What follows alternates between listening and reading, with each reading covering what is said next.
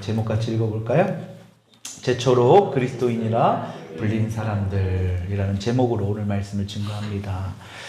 우리 지난 시간까지 그 고넬료의 집에서 베드로가 경험한, 또 그 고넬료가 경험한 그런 일들을 통해서 그 예루살렘 교회의 많은 사람들이, 또 동역자들이 이 베드로를 비판하고 비난했습니다. 그러나 이러한 모든 것들을 증거하자 이들이 속히 돌이키고 회개하면서 이방인에게도 예수님의 복음을 전할 수 있는 그러한 기회를 주셨다라고 우리가 보았습니다. 이건 굉장한 사건입니다. 오늘 본문으로 읽은 우리 19절로 30절의 말씀은 더 중요한 이 말씀이 이곳에 있습니다. 오늘 이 안디옥 교회, 여러분들 성경에 보면 이 19절 위에 보면 뭐라고 써 있어요? 안디옥 교회라고 되어 있죠. 그렇죠?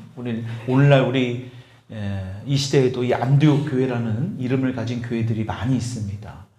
그만큼 이 안디옥 교회가 우리 교회에 있어서 굉장히 중요한 역할을 했기 때문에 그러한 이름들을 지금 쓰고 있습니다.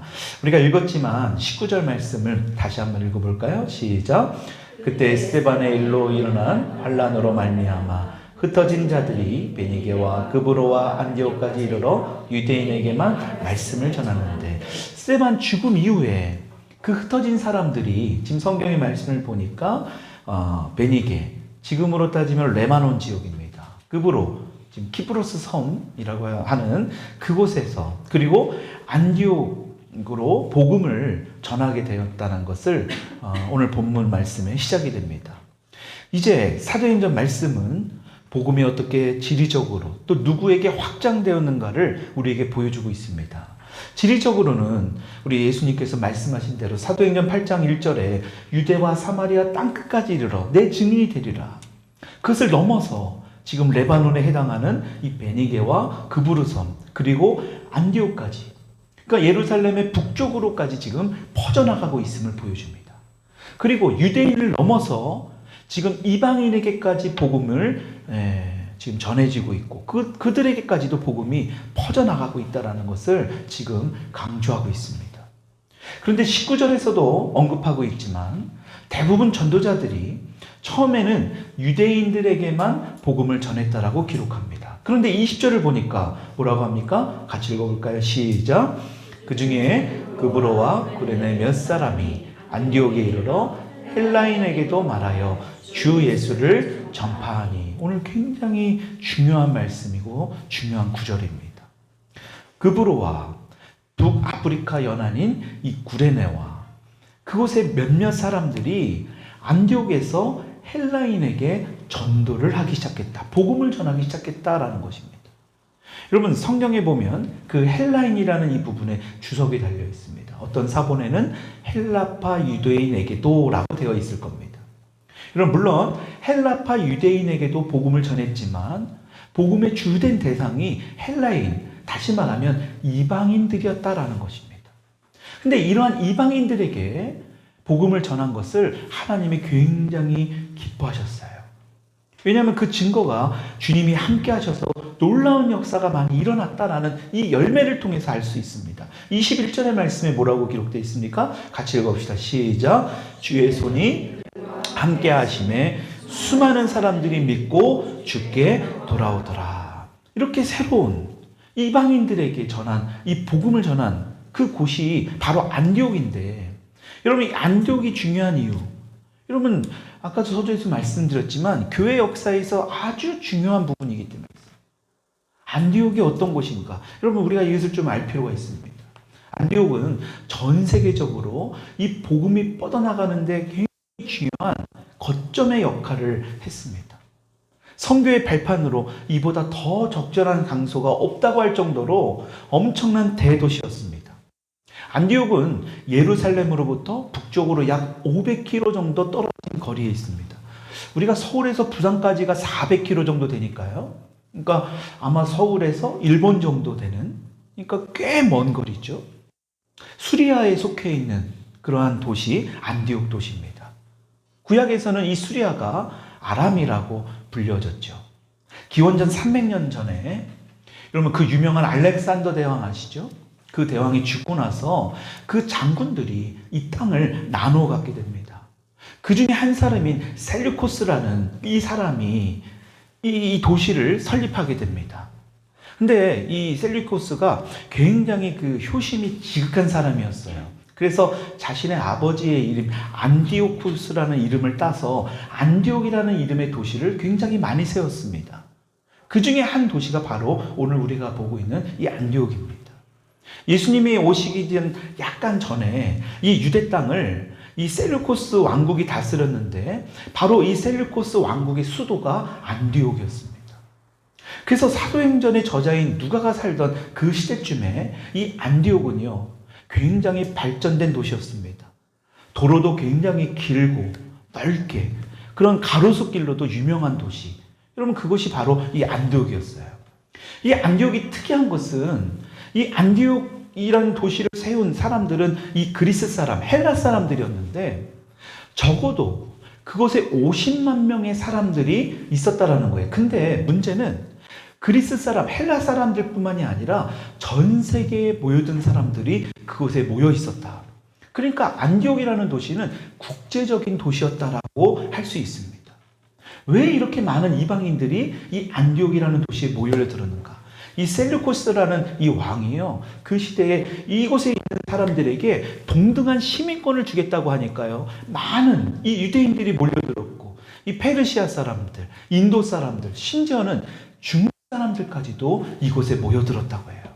그러니까요, 50만 명의 사람들이 안디옥 도시에 이렇게 모여들었다라는 것, 엄청난 도시, 대도시였다라는 것을 지금 말하고 있습니다.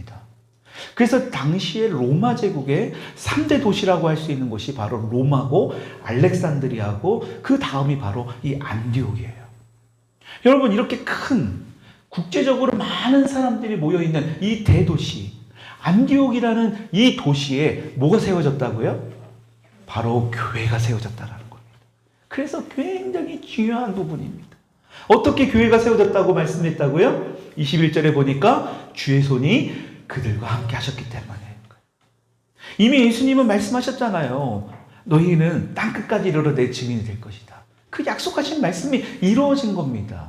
그런데 여기서 특이한 점은 그브로와 구레네 몇 사람이 많지 않은 다수가 아닌 소수가 헬라인 그 이방인들에게 복음을 전했다라는 거예요.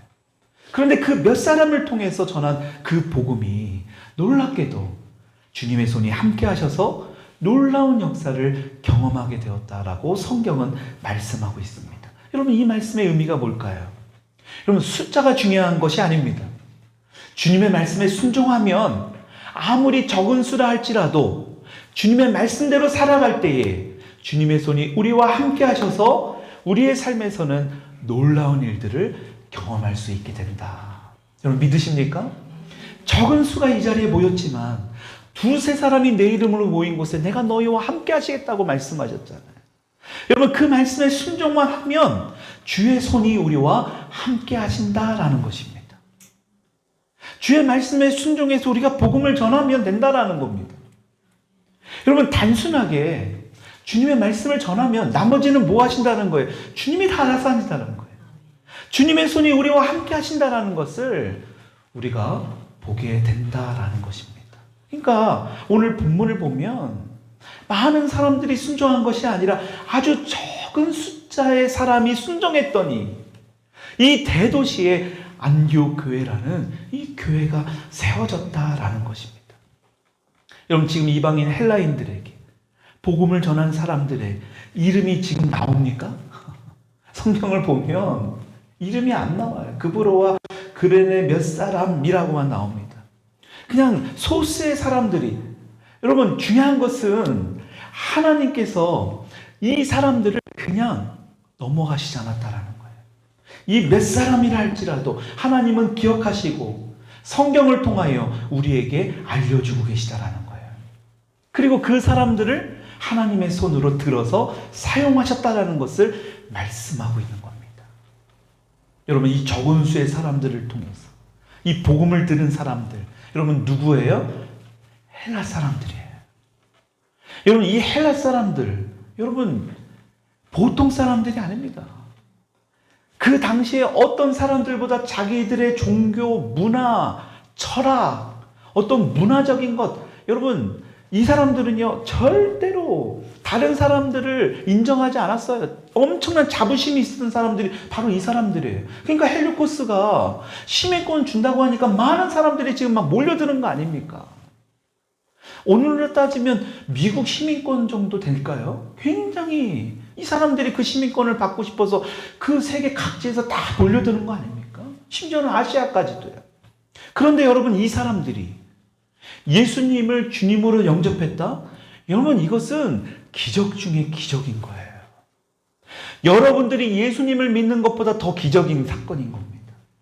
여러분, 그러니까 그런 일들이 어떻게 가능할 수 있었다라고 성경은 말씀합니까? 주의 손이, 하나님의 손이 그들과 함께 하셨기 때문입니다. 여러분, 그것을 강조하고 있는 겁니다. 여러분, 그러니까요, 우리가 알아야 될 것이 바로 이겁니다. 누구든지 겸손하게 하나님 손에 붙들리기만 한다면 하나님의 놀라운 역사를 경험하는 저와 여러분이 될 줄 믿습니다. 나는 자격이 없다.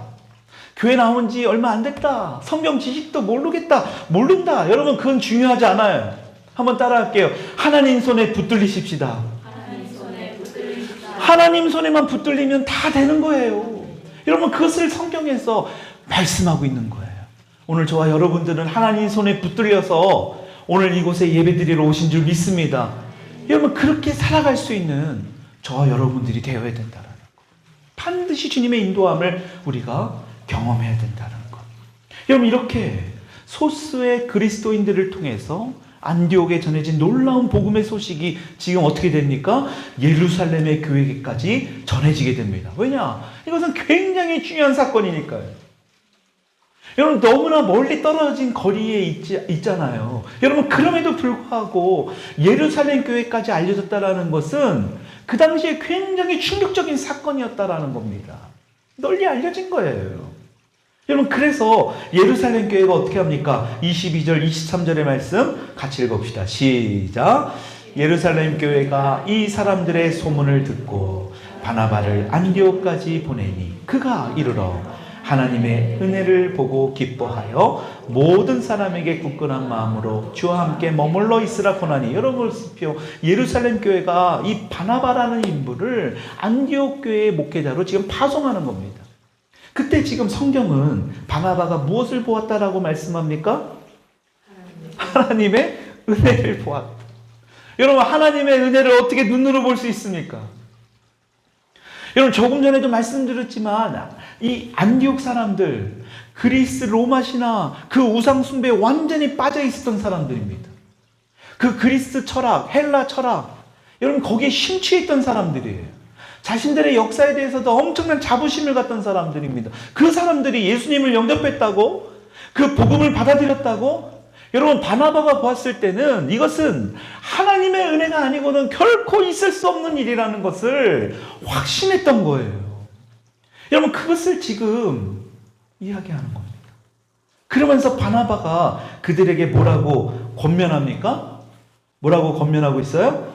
굳건한 마음으로 주와 함께 머물러 있으라. 굳건한 마음으로 주와 함께 머물러 있으라. 여러분, 함께 머물러 있으라라고 번역된 이 헬라어 동사를 보게 되면요, 그냥 단순히 머물러 있는 것이 아니에요. 성경의 원어에 보면요, 딱 달라붙어 있는 겁니다. 그냥 꽉 붙어 있는 거예요. 그러니까 여기 번역은 약간 머물러 있으라 하니까 잠시 있다가 뭐 이렇게 떠나는 어떤 이런 정도로 우리가 해석할 수도 있겠지만, 원어적인 해석은 절대 그렇지 않습니다. 완전히 붙어 있는 거예요. 그래서 굳건한 마음으로 주님과 함께 머물러 있는 것은 내가 절대로 주님을 놓지 않겠다라는 것. 여러분, 그런 결단의 마음으로 주님께 붙어 있으라고 지금 권면하고 있는 거예요. 여러분, 이것이 바로 뭐예요?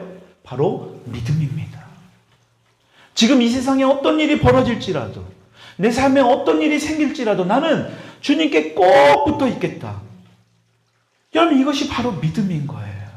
그러니까 믿음은 다른 것이 아니고요, 굳건한 마음으로 주님께 붙어 있는 것. 여러분, 그것이 바로 믿음입니다. 그리고 바나바가 이렇게 굳건하게 완전하게 탈싹 붙어 있을 것을 권면하고 있습니다. 여기서도요, 원어를 보게 되면 권하다라고 되어 있는 이 헬라어 원어에 미완료형으로 되어 있습니다. 여러분, 헬라어 문법을 보게 되면 미완료형은 효력이 계속 된다라는 뜻이에요. 그러니까 끝난 것이 아니라, 그러니까 바나바는 지금 안디옥 교회 성도들에게 굳건한 마음으로 주와 완전히 탈싹 달라붙어서 이것을 권한 것은 한 번으로 끝나는 것이 아니라 그것을 계속할 것을 권면하는 거예요. 다시 말하면 반복해야 된다는 것. 왜 그렇게 했습니까? 굳건한 마음으로 주님께 달라붙어 있는 것, 주님께 머물러 있는 것이 굉장히 중요한 것이기 때문에. 여러분, 우리가 살다 보면 이렇게 나와 예배드리고 신앙생활도 하지만 우리의 신앙생활 가운데 흔들릴 때가 있습니다. 흔들릴 때, 그런 신앙생활 어떤 우리가 경험할 때 힘들잖아요. 여러분, 그럼에도 불구하고 우리가 해야 될 게 바로 이 부분이라는 거예요. 나는 주님께 붙어 있어야 된다. 어떤 일이 있어도 나는 주님을 붙들겠다. 여러분, 그런 굳건한 마음으로 주님께 함께 머물러 있을 것을 지금 바나바가 이야기하는 겁니다. 왜 그럴까요? 그 사실이 바나바에게는 너무너무나 중요하기 때문에. 여러분, 안디옥 교회의 크리스찬들, 이곳에 모여있는 성도들은요, 이방인들입니다. 유대인들이 아니라 그리스 사람들이에요. 원래부터 하나님을 잘 믿어온 그런 유대인들도 지금 흔들리고 넘어지고 있는데, 여러분, 이방인들은요, 얼마나 더 흔들릴 일들이 많이 있겠습니까? 여러분, 우리들만 봐도요, 우리가 아무리 기독교 역사가 길고 많다고 하더라도요, 100여 년밖에 안 됩니다. 우리 조금만 조상 올라가 보면요, 다 우상 숭배했던 사람들입니다. 여러분, 그런 우상 숭배했던 우리 조상들의 어떤 그런 유전자가 우리 가운데 흘러오지 않겠습니까? 우리의 불신앙들이, 하나님을 거역하는 세력들이 우리를 괴롭히지 않겠습니까?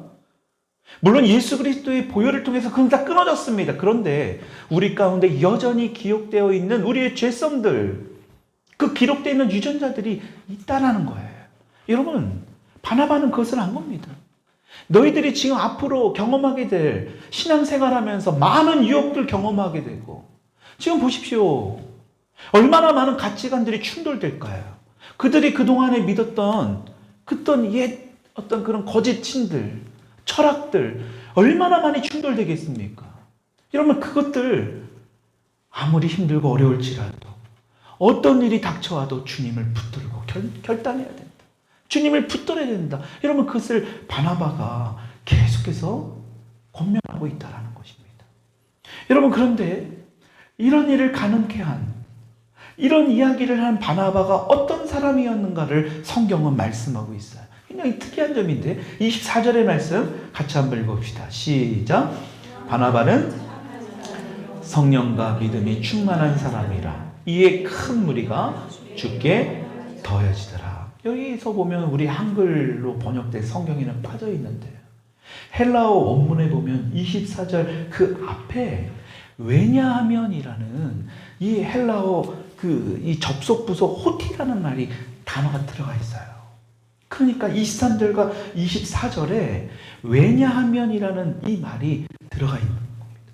그러니까 이런 내용입니다. 제가 읽어드리면, 그가 이르러 하나님의 은혜를 보고 기뻐하여 모든 사람에게 굳건한 마음으로 주와 함께 머물러 있으라 권했다. 왜냐하면 바나바는 착한 사람이요 성령과 믿음이 충만한 사람이었기 때문이다. 그래서 큰 무리가 주께 더하여졌다. 다른 말로 하면, 만약 바나바가 착한 사람이 아니었고 성령과 믿음이 충만한 사람이 아니었다면 안디옥 교인들에게 굳건한 마음으로 주님께 붙어 있으라는 이 권면의 말을 하지 못했다라는 거예요.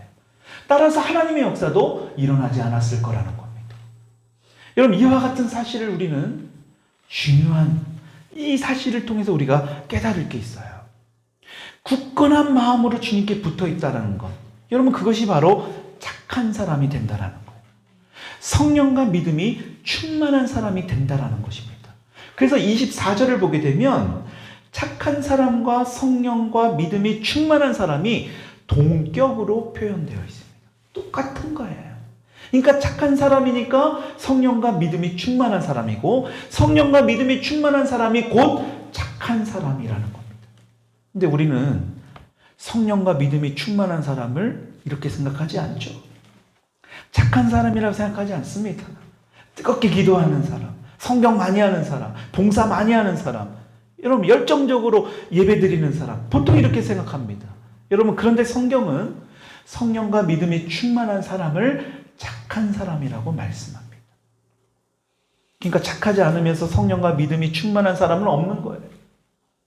성령과 믿음은 충만한데 착하지 않은 사람도 존재하지 않는다라는 것입니다. 여러분, 그렇기 때문에 굳건한 마음으로 주님께 붙어 있다는 것은 성령과 믿음이 충만한 사람이 되는 것이고, 성령과 믿음이 충만한 사람이 된다는 것은 고로 착한 사람이 된다는 것을 말하고 있는 것입니다. 여러분, 우리는 이 바나바에 대해서 전에 사도행전 4장 27절을 보게 되면 자신의 밭을 팔아서, 한번 볼까요? 4장 27절 몇 장만 넘어가 봅시다. 사도행전 4장 27절에 바나바가 어떤 일을 했죠? 같이 한번 읽어봅시다. 4장 37절입니다. 시작. 그가 밭이 있음에 팔아 그 값을 가지고 사도들의 발 앞에 두자. 자신의 밭을 팔아서 필요한 사람을 위해 헌금했습니다. 여러분, 이것이 바로 올바른 헌금하는 사람의 모습이죠. 자기의 소유를 자기 것으로 보지 않고 청지기적인 의식으로 하나님의 것으로, 여러분, 그런 마음으로 우리가 헌물도 주님 앞에 올려드려야 되지 않겠습니까? 여러분, 바로 바나바는 그런 사람이었어요. 그러니까 성경에서 말하는 착한 사람이라고 하는 건 성령과 믿음이 충만한 사람이라고 하는 이유가 바로 여기 있는 겁니다. 그리고 또 하나요. 안디옥 교회로 파송할 때 여러분, 이 바나바가 어떻게 합니까? 주저했다라는 표현이 없습니다. 바로 곧바로 시인했다라는 거예요. 바로 순종했다라는 겁니다. 여러분, 바나바가 지금 안디옥 교회로 파송을 간 것, 그것을 받아들이는 것은요, 결코 쉬운 일이 아닙니다. 여러분, 바나바는요, 그동안 예루살렘 교회에서 여러 많은 일들을 했던 리더 중에 한 사람입니다. 여러분, 우리가 잘 알고 있는 이 마가복음을 기록한 그 마가의 다락방에서 예수님의 제자들과 최후 만찬을 하셨던 것, 그리고 거기에서 120명이 오순절에 성령을 받은 것, 여러분, 그 알려진 마가, 여러분, 그 마가의 어머니가 굉장히 부자였대요. 여러분, 그런데 그 마가의 어머니인 이 바나바가 남매 사이였습니다. 그러니까 바나바와 이 마가의 어머니는 남매 관계였다라는 거예요. 여러분, 그렇다면 예루살렘 교회에서도 이 마가의 어머니이자 바나바의 누나와 이 바나바와 자신이 이 예루살렘 교회에서 많은 헌신과 봉사와 헌금은 말할 것도 없고요, 그런 일을 했을 거잖아요.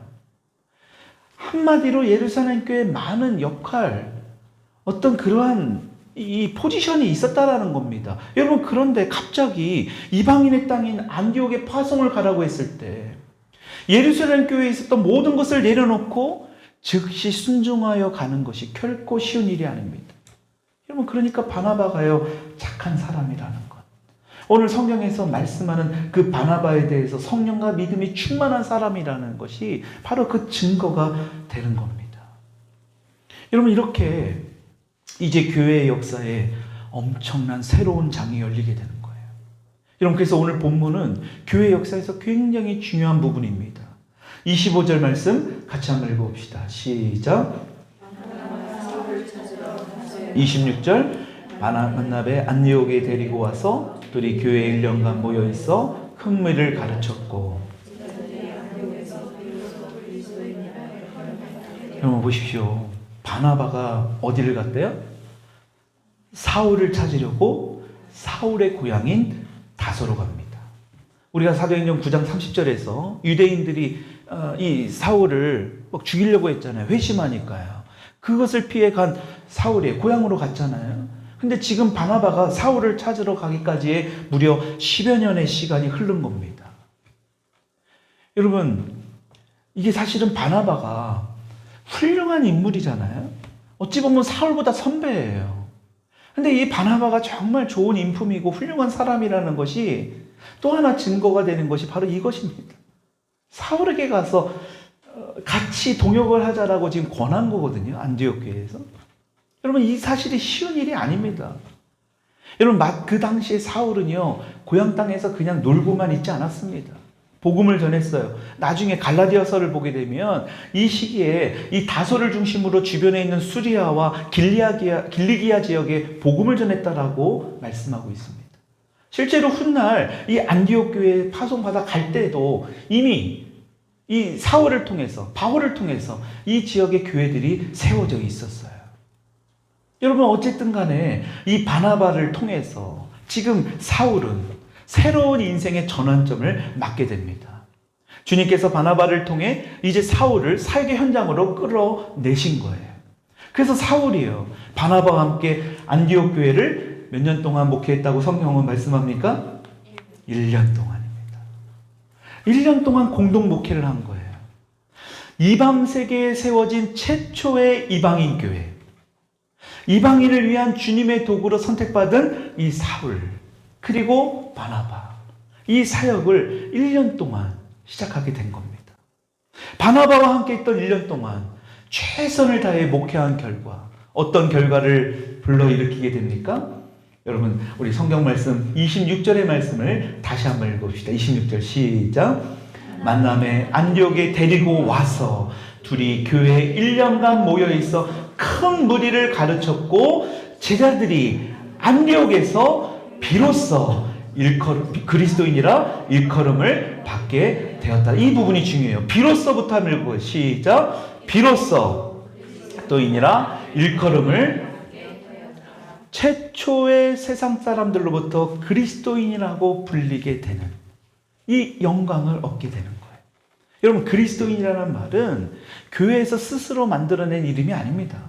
안디옥에 살던 그 당시에 있던 그 이방인들, 로마인들, 헬라인들이 이 교회 성도들을 보고 붙여준 일종의 별명이었어요. 근데 지금 26절 중간에 보니까 비로소라고 번역된 헬라어 원어를 보게 되면 최초로, 처음으로 라고 되어 있어요. 그러니까 최초로, 처음으로 그리스도인으로 일컬음 받게 되었다. 불려지게 되었다. 이것을 지금 본문을 통해 사도행전에 기록한 저자가 누구라고요? 최초의 그리스도인이라고 불렸던 이것을 누가가 지금 강조하고 있는 거예요. 안디옥이라는 이 장소에서, 그것에서 교회만 세워진 것이 아니라 그 교회의 성도들을 그리스도인이라고 명칭하는 그러한 일들이 이곳에서 일어나게 됐다. 왜 누가가 이것을 강조했을까? 여러분, 기독교 역사를 보게 되면 이 누가의 고향이 바로 안디옥이라고 기록되어 있습니다. 그러니까 이 신약 성경의 저자 중에 유일한 이방인, 유대인이 아닌 이방인이 바로 누가였잖아요. 여러분, 그러니까요, 학문과 문화의 중심지였던 이 안디옥에서 굉장히 좋은 교육을 받았던 누가입니다. 그러니까 의사잖아요, 직업도. 그렇죠? 그러니까 이 누가 복음이나 사도행전을 보게 되면 굉장히 디테일합니다. 섬세한 부분이 있습니다. 그러니까 하나님은요, 그런 사람들의 직업과 그 사람들의 어떤 캐릭터를 들어서 말씀을 기록하셨다라는 거예요. 로봇처럼 하신 게 아니잖아요. 그들의 인격도 하나님이 사용하신 겁니다. 물론 하나님의 주권으로 기록된 성경 말씀이지만 그들의 아무것도 배제시켜서 하나님이 기록하신 게 아니다라는 겁니다. 여러분, 그러니까 자기의 고향에서 지금 누가가 볼 때 지금 이런 일이 일어났으니까요. 얼마나 감격스럽겠습니까?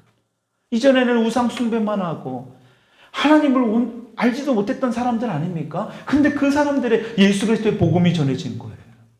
여러분, 그런데 그때에 본문은 또 다른 사건을 말씀하고 있습니다. 우리 27절의 말씀, 28절의 말씀 읽읍시다. 시작. 그때에 선지자들이 안디옥에 이르니 그 중에 아가보라 하는 한 사람이 일어나 성령으로 말하되 천하에 큰 흉년이 들리라 하더니 글라우디오 때에 그렇게 되니라. 그때의 선지자. 여러분, 선지자란 말은 예언을 하는 사람들이에요. 예언자는 미래를 점치는 것이 아니라 하나님의 말씀을 받아서 그대로 하나님 말씀을 증거하는 사람들. 그럼 그런 자들이 바로 이 선지자예요. 그 중에 아가보라는 사람이 지금 뭐라고 얘기합니까? 온 땅에 큰 흉년이 들 것이다. 여러분 실제로 글라우디오 때에 그렇게 되었다라고 말씀하고 있습니다. 역사적으로 봐도요. AD 41년부터 54년까지요. 굉장한 이 로마 제국 곳곳에 심각한 기근이 있었다라고 기록되어 있어요. 여러분 그런데 이 사도행전의 관심은요. 지금 아가보의 예언이 성취된 것, 여러분 그것이 중요한 것이 아니라 이때에 안디옥 교회가 어떻게 했는가라는 것입니다. 여러분 그것이 중요한 겁니다. 29절의 말씀, 우리 30절의 말씀 같이 읽어봅시다. 시작. 제 아들이 각각 그 힘대로 유대에 사는 형제들에게 부조를 보내기로 작정하고 이를 실행하여 바나바와 사울의 손으로 장로들에게 보내니라. 아멘. 여러분 부조라는 것은 구제헌금을 했다라는 것을 말합니다. 여러분 여기서 꼭 기억해야 될 것은 안디옥의 이방인 크리스천들이 유대에 있는 그 크리스천들에게 부조를 보내기로 뭐 했대요? 작정하기로 했다. 근데 30절을 보니까 뭐라고 나와요? 작정한 다음에 이를 실행하여. 이것이 중요합니다. 우리는 작정을 정말 많이 합니다.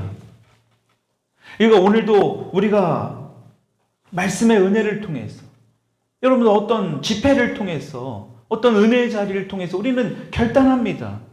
여러분 그런데 문제는 그것이 실행으로 옮겨지지 않는 경우가 너무나 많이 있다라는 거예요. 여러분 그런데 안디옥 교회 이 그리스도인들은 어떡합니까? 진정한 그리스도인이라면 어떻게 해야 되는가? 작정을 하고 반드시 그 실행을 해야 하는 것을 우리에게 말씀하고 있는 거예요. 여러분 보세요. 자기들이 지금 흉년이 들어서 힘들었잖아요. 자기들도 힘든 상황입니다. 근데 유대에 사는 형제들에게 자기의 상황에 맞는 자기의 형편대로 자신의 처지대로 구제헌금을 했다라는 것. 여러분 이것은 굉장한 일인 거예요. 오히려 이들에게 복음을 전해 들은 이 사람들이 오히려 이 사람들에게 도움을 줘야 될 그 유대 사람들에게 오히려 이 사람들이 안디옥 사람들이 지금 도움을 주고 있다는 거예요. 여러분 그것이 바로 그리스도인이라는 겁니다. 오늘 말씀을 정리합니다. 오늘 하나님께서는 소스의 인원을 통해서 이 안디옥 도시에 놀라운 이 교회를 세우셨어요. 그리고 그 교회를 하나님의 사람들 바울과 바나바를 통해서 잘 양육하게 하셨습니다. 그리고 그 바나바의 권면대로 주님을 꽉 붙들고, 여러분 그 몸부림치는 안디옥 교회 성도들, 여러분 그들의 신앙생활이 어떠했을까요? 우리가 겪고 있는, 지금 어찌 보면 우리가 신앙생활 가운데 어려움과 힘듦을 겪고 있는 것은 비교가 안 됐을 겁니다. 최초의 교회가 세워지는데 거기에 따른 얼마나 어려움과 힘듦들이 있었겠냐는 거예요. 여러분 그래도요 이들은요 끝까지 자신들이 종교적으로, 문화적으로, 철학적으로 어떤 가치관적으로 충돌이 일어나도 그 어려움이 아무리 있다 할지라도 바나바가 이야기했던 정말 주님을 꽉 붙들어, 주님을 그냥 꼭 붙들고 주님만을 바라보는 그런 안디교회 성도들을 통해서 여러분 최초로 그리스도인이라고 불리는 그런 영광을 받게 되었다는 것을 우리는 결코 잊어서는 안 된다는 것. 여러분 그래서 우리의 모습을 다시 한번 돌아보면서요, 우리가 아무리 어렵고 힘들지라도요, 우리가 뭐 해야 된다고요? 바나바가 뭐라고 했다고요? 우리 23절의 말씀 다시 한번 읽어봅시다. 시작. 그가 이르러 하나님의 은혜를 보고 기뻐하여 모든 사람에게 굳건한 마음으로 주와 함께 머물러 있으라 권하니. 주와 함께 굳건한 마음으로 머물러 있는 저와 여러분이 될 수 있기를 주님의 이름으로 축원드립니다. 어떠한 상황이더라도 주님을 붙들고 결코 우리를 놓지 아니하시는 주님의 그 강한 팔을, 강한 손을 우리가 믿음으로 바라보며 한 주간도 주님 안에서 승리하는 저와 여러분 될 수 있기를 주님의 이름으로 축원드립니다. 우리 같이 한번 기도하십시다.